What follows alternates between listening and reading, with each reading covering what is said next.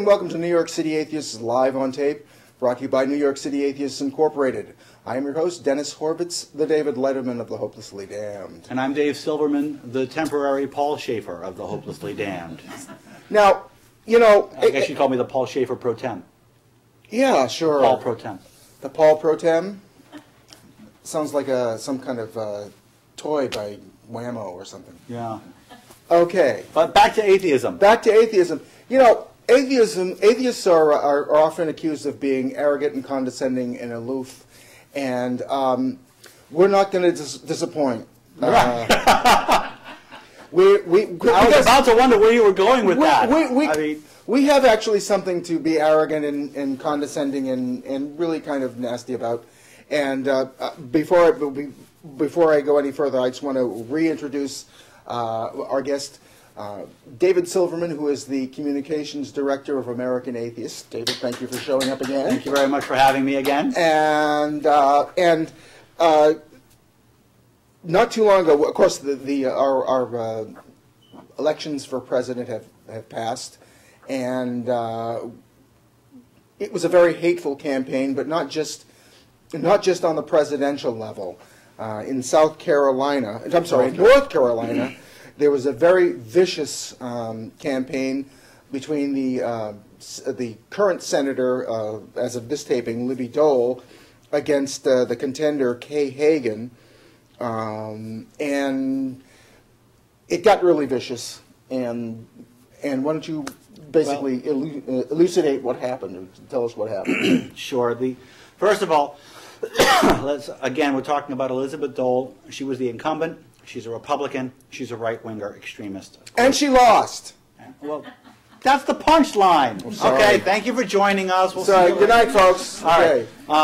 So she was losing by a 45 to 55 margin to a state senator named Kay Hagan.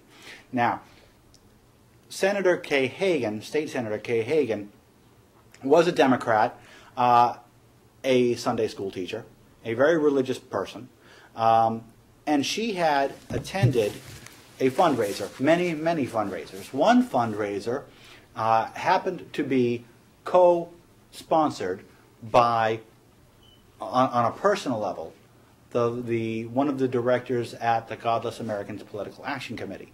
So he did this on a personal level. It wasn't a GAMPAC event. It was an event where this person had donated the amount of money that a person would have to donate to co-sponsor a fundraiser. Senator John Kerry was there. A U.S. ambassador was there. And there were, like I said, 39 other co-sponsors at this event. Now, what Senator Hagan did, and if you go onto YouTube, you can just YouTube Godless Political, and you can see this ad. We're going to try and get it up on the website, for the atheists.org website. But basically what they did is they took footage of me when I appeared on the Bill O'Reilly show a few years ago.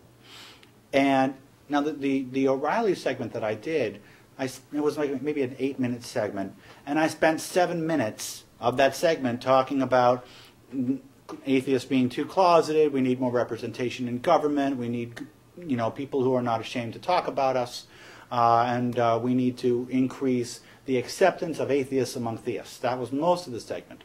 Then O'Reilly comes to me and says, but if you could take God out of the Pledge of Allegiance and God off the coins, you'd do that, right?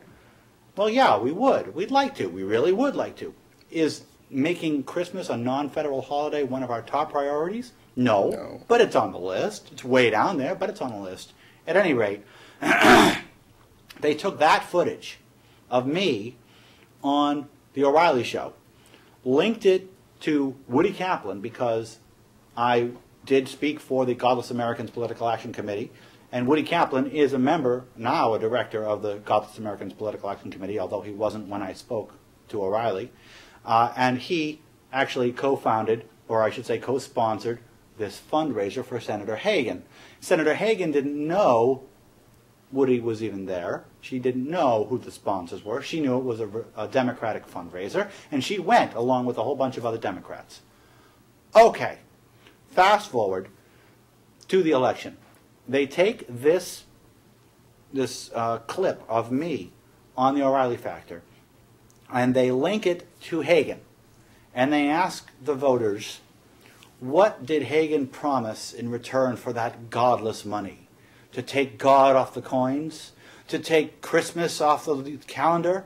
What did Kay Hagen promise? And it was done in an excruciatingly bigoted and hateful manner, as if to say that godless Americans shouldn't even be involved in the political process, that even associating with us indirectly means that it's a negative and means that somebody should be cautioned about supporting. You can't support this person because the atheists support this person, therefore this person must be bad. Now we could of course say the same thing about Mrs. Dole, because there are Jews who support Mrs. Dole, and that means Mrs. Dole must be Jewish. and there are men who support Mrs. Dole, so she must be a man. It's that ridiculous, okay? And when it comes right down to it, that was the assertion, that was the ad. It was repeated ad nauseum. Once again, Senator Hagen is a religious person. Well, wait a minute, you missed a very important point. What? They took a clip of Ellen Johnson. Oh, yes. There's no God. Why don't you continue? Okay, so what they did is they took this clip, and it wasn't just me on the commercial. It was me interspersed with GAMPAC's president, Ellen Johnson. And Ellen Johnson, you know, she's the former president of American Atheists. She's an unabashed atheist, and she has said many things, among which there is no God, there is no Jesus, there, you know, all that stuff that standard atheists say. Right. And they took a clip of Ellen Johnson saying there is no God and played it at the end of the commercial in front of Kay Hagen's picture, implying that Kay Hagen actually said there is no God. So there were two things that happened out of this. One thing really pissed me off, and one thing, can I say that? Yes. Okay, one thing really pissed me off, and one Just thing... don't say shit. Okay. And one thing really made me happy. The one thing that, all right, it didn't really piss me off, but it kind of pissed me off, is that Senator Hagen's reaction to this was to file an anti-defamation, or I should say a defamation lawsuit against Senator Dole for calling her an atheist. Yeah. As if calling her an atheist was this horrible insult. Right. You know? How dare you call me an atheist? Right. You might as well call me a pedophile. And that really pissed me off at first. But then I realized that she was just playing the ticket. Okay, she's Right, playing, that's the game you have to play. You have to play that game. I hate that game, and that game is going away because of what happened. And what happened was that Senator Hagen got 3,800 brand new donors within 48 hours of Senator Dole's ad. Okay, she actually drove supporters and money to her opponent with this ad. Not unlike the Minnesota incident with Congresswoman Bachmann when she said that she thought that Obama was un-American, and she thought that there should be an investigation of the records and backgrounds of Congress people to see if they're un-American. Mm-hmm. And basically her opponent, forgot his first name, but Tinklenberg, wound up raising $1 million in 48 hours. Really? Yes, in Minnesota. Unfortunately, he lost and she won. But it was but you mentioned that it reminded me of that I didn't realize that Kay Hagen had actually generated lots of money because of 3,800 brand new donors and supporters. And she wound up winning. Money come in, and she ended up winning by a 65-35 margin, not a 55-45 margin. Wow, she lost about 10 points of market share in that last few days, and that's just the press almost unanimously, even Bill O'Reilly came out lukewarm on it. Everybody else hated this ad. They said it was a terrible ad. Now, why did they say it was a terrible ad? Because of that little blurb at the end. Very few people, unfortunately, said this is a terrible ad because this was blatantly bigoted against atheists, which of course it was. Most people said it was a very terrible ad because it implied that the association. It's interesting when these people that feel that they have to wrap themselves up in God, how easily they will just resort to deception anyway. How easily? It's just they have no problem with lying for God This or was about not, God. this or was whatever. not an ad that had any semblance of the truth to it. Senator Hagan endorsed the ad. She didn't I'm sorry, Senator Dole endorsed the ad. I'm Senator Dole. I endorse this message. That makes her a very, very hateful woman. And desperate. Very desperate. I would say pathetic. I would say unqualified to be in politics, frankly. If you take a position where you have a segment of the population that shouldn't be represented because of their religious views, I don't care what their religious views are, that's bigotry. That is what bigotry is. Yeah. Okay? That is what bigotry is. And that should not be tolerated in any branch of any government in the United States of America. I'll tell you something, though. Of course, I knew that Kay Hagan won, but it escaped me for some reason. I didn't realize how staggering the land. It was what is a landslide? Was it? It was a 2-to-1 margin. Yeah. It went from a close race to a 2-to-1 margin, and she got 3,800 new donors. And the backlash against this ad was universally bad. The good news is that although the backlash wasn't necessarily good, the good news is that there was no support for the ad. Right. There was right. no, hey, she's got a good point. Right. There was none of that. Not Right. even from O'Reilly or from any of the other conservatives. They didn't come out with any of that. Well, they didn't come out with that. With those kind of percentages, it means that a significant number of the people that voted for Hagan had to have had strong religious convictions. Yeah, of course. They had to have had strong especially religious convictions. in North Carolina. Of course, and there are lots of religious people in North Carolina, and they know hate when they see it. Yeah. And that's what it means. Right. That religious people know hate and bigotry when they see it. And I think they probably know when they're being duped. Yes. Too, Yes, and they totally got it. Yeah. And they got it by a 2-to-1 margin. And you know what? This was a great election for that. All right. Yeah. Let's not forget Pete Stark over in California, who got reelected by a nice, handsome margin. This is the first time that an outed atheist congressman had been elected. Okay, he had been in Congress, but he came out since his last election as an atheist. And then so coming out is one thing, getting reelected, and he got reelected very comfortably. I don't remember what the margin was, but I do remember that it was a very comfortable win. Is the first time that an outed atheist has been elected to Congress. Maybe we can talk Eddie Tabasco into running for president, running for Congress again in California. Again? He's run, I believe, twice. Right. He's he's run for the state senate. I believe, senate, twice. yeah. And you know what? If we come to the Solstice Party, or if you see this, we're going to have Eddie Tabish. We had him at the Solstice Party, and he will probably be coming to our national convention, which is in Atlanta on April 10th and 11th, I believe. Basically, Easter weekend. It's Easter weekend. It's always Easter weekend. And we'll be talking about that, about atheists in politics, because now is the time. We've got this issue, and we've got the Hagan issue, the backlash. We've got Pete Stark getting reelected. The Obama camp actively solicited the atheist vote in advance of this election. When I was called personally by Paul Montiero, who was the Deputy Secretary of Religious and Community Affairs at the Obama camp, called because he wanted to make sure that his views and Obama's views, or I should say President-elect Obama's views, were seen by the non-religious population. That's the first time that's happened. And if I'm not mistaken, at his nominating convention, President-elect Obama said this isn't a Christian nation, this is a nation of Jews, of Muslims, and of non-believers. Oh, yes, he did say he it. Specifically said that. And he has also said that religion does not have a monopoly on morality, which is a very nice little quote that I'm going to use very, very often because it's true. So what we have here is, and I hope what you're seeing in this, is the tides are changing. And what we're seeing in this, everything is turning. It's finally swinging back to us.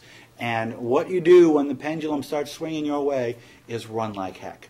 Yeah. Okay, you don't let it go. You push real hard, and you get as far to that side as you can before it comes back, because it will return. It will swing back. At some point, yeah. All right, and 8 years ago it looked pretty gloomy, and we were right. You know what I mean? 8 years ago, we said we're going to have a religious fundamentalist president. We're going to have 8 years of it's going to suck. And guess what? It was 8 years of sucking.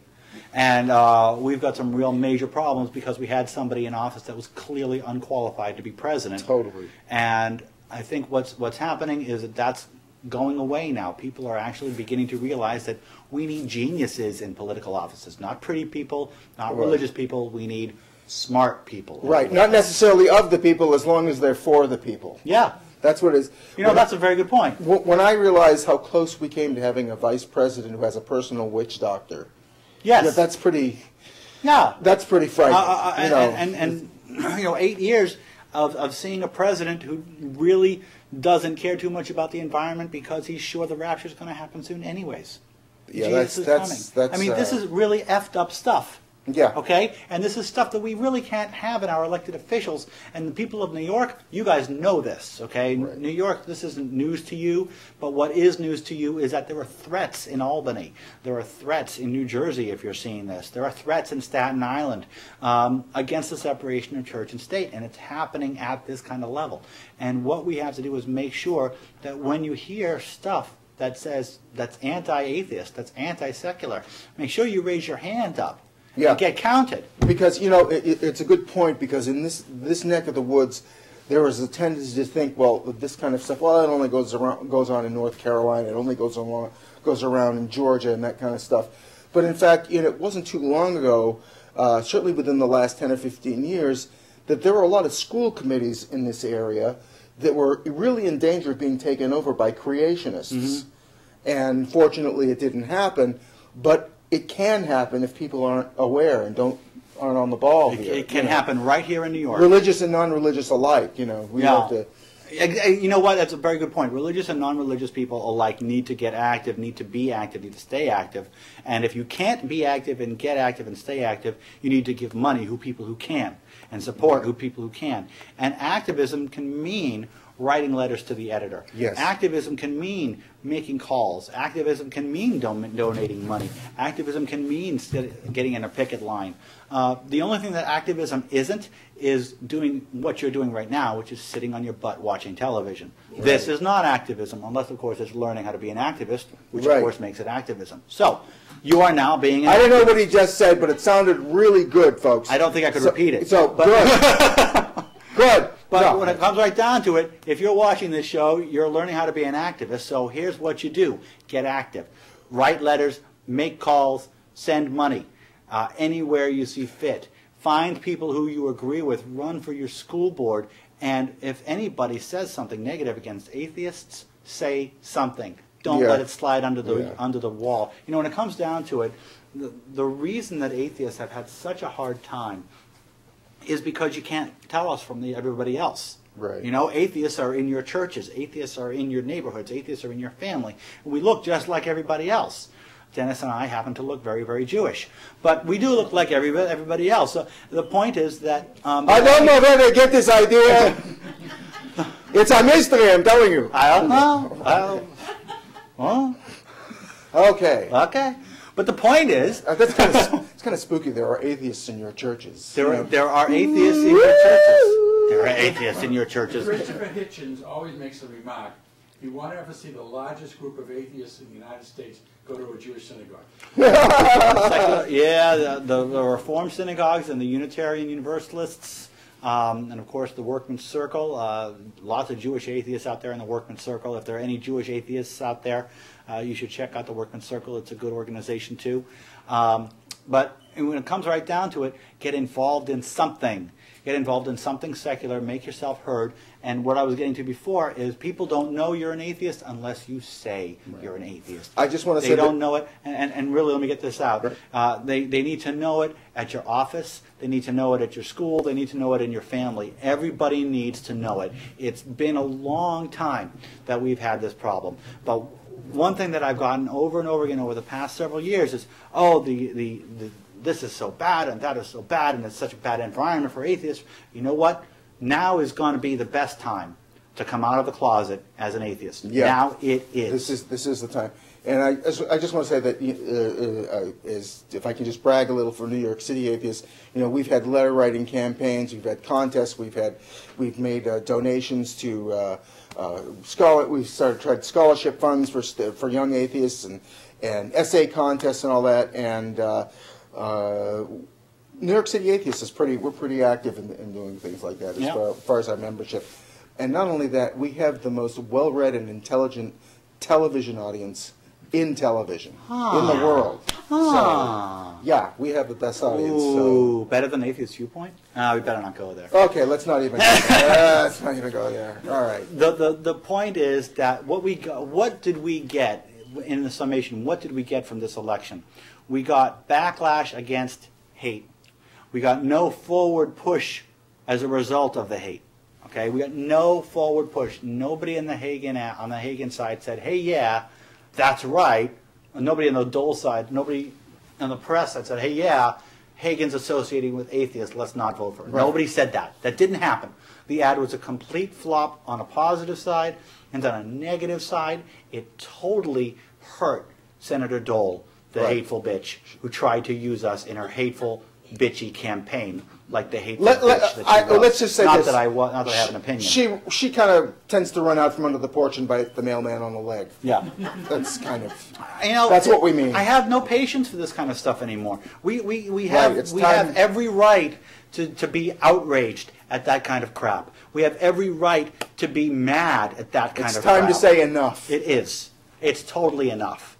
And it's totally enough if you're a closeted atheist, it's enough. You're done being. You should be done being a closeted atheist. In New York, there's no danger of getting fired. Really, okay. Really. In New York, there's no danger that somebody's going to key your car because you have a Darwin fish. At my job, they know that I do this show. I'm known as the resident atheist. It's a big joke. Nobody cares. You know what? I've had my number listed for 14 years. I've never gotten. And people have looked me up and found me because they wanted to talk to me, but it's never been hateful. Okay, it's never been hateful. I've never gotten any hate mail, anything dangerous. Nobody's ever keyed my car because my license plate or my evolved fish. Nobody. It doesn't happen here in New York. If you're a closeted atheist, you're doing the wrong thing for your country and your wrong thing for yourself. And there's not a laughing matter. It's absolutely true. Yeah. If you're a closeted atheist, you're doing the wrong thing for your country, the wrong thing for your state, and the wrong thing for yourself, and the wrong thing for your loved ones. Let me ask you something. On the American Atheists website, www.atheists.org, amongst the different subjects that they have listed on the website, isn't there some kind of advice for helping people who want to come out? There is. There's actually an entire coming out section. Yeah, I mean, we're not making light of the fact that obviously if you're in the closet for a reason, and it isn't easy necessarily for everyone. But there's a way to go about it. Yeah, there is a way to go about it. Okay, but life isn't easy. Okay, and everybody talks about the sacrifices that people make, and you know what? It's time to buck up. Yeah, okay? This is the time. This is the time. Okay, this is the time to put in. This is the time to actually give it to put in and give it out. And yeah, go to the atheists.org website, atheists.org. There's a whole section on coming out, and come out and find ways to network. Yeah. By the way, in New York City Atheists, we have a group once a month. We have a clinical psychologist. We meet actually here on the first Monday of every month. And what we discuss is coming out, how to come out, and techniques of how to come out. And people who discuss that, we do it every month. Yeah, so it's called New York City Atheists, what do you call it? Lifestyle group.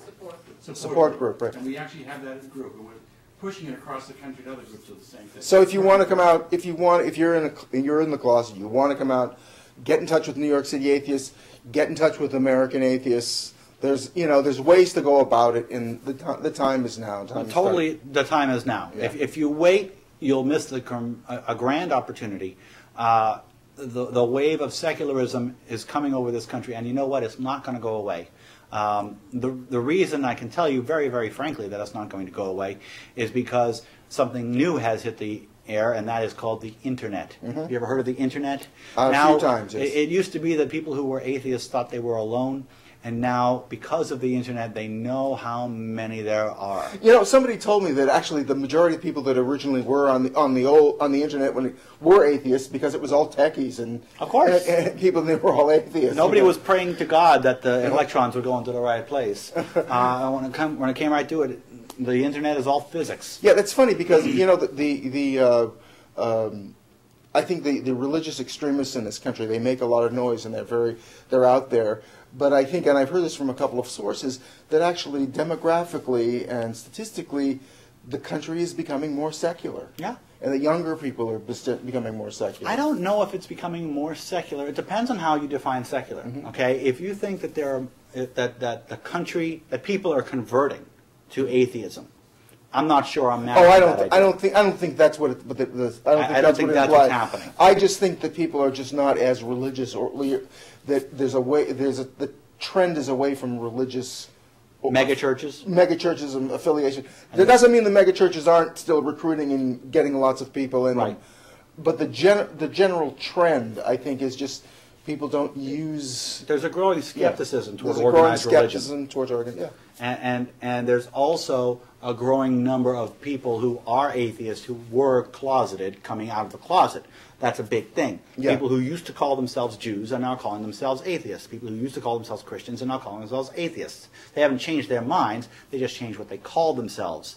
Yeah. And that's one of the things that we are trying so desperately to get happen. That's exactly how the country evolves into the next millennium, by people saying what they are. And if you're holding public office or running for public office, this is the time to come out and, you know, absolutely, because being gay hasn't hurt Barney Frank and some of these other people who are like gay representatives in Congress. And it didn't hurt Stark. It didn't hurt Congressman Pete Stark to be an atheist. He Absolutely. won with a comfortable margin, and it sure as heck hurt Elizabeth Dole to be preaching hate. She didn't gain a bit from that. No, we're real sorry about that. Bye, Senator Dole. Yeah, we're really sorry to see love. you go. In any case, bye-bye. In any case, I'm going to kill him. You have been watching New York City Atheists live on tape, brought to you by New York City Atheists. Our guest has been David Silverman, the Director of Communications for American Atheists. Thank you again for joining us. Rock and roll. Take care. And we want to thank you for watching us. I have been your host, Dennis Horvitz. Please join us again next week. Hey, you guys are great.